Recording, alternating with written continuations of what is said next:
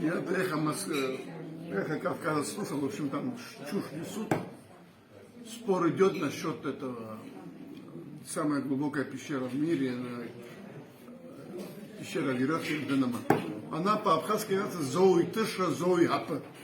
Дальше. Самое главное не это. Там после войны гири был в составе 14 человек, смыр, спелеологов.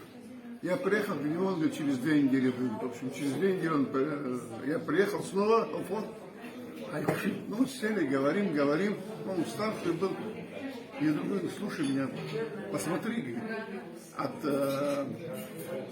консервной банки обертку, у него уже не рисовать поехал, у них веревок не хватило на мировой рекорд, просто веревок не хватило. Аббас Ярхану, вот это, на обороте рисунок. Я говорю, что это такое? Кто это такой? Вот так человек мускулистый, подвешенный висит, сколочен. Это, говорит, Прометей.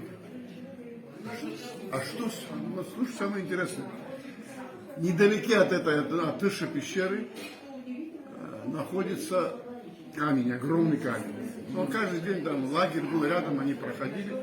А Гири был царем, он заметил что-то, и вокруг камня, говорит, как вот так, почти в виде свастики камни лежат, но они уже лавиной подтянуты, отодвинуты немножко с снега. Хотела не в этом.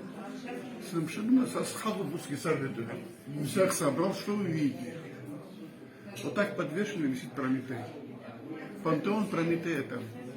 Идиоты даже не знают, не извиняюсь за выражение. Я тоже так, знаешь, мы говорили, шпал, но и он понимаешь, чтобы на всю жизнь запомнить.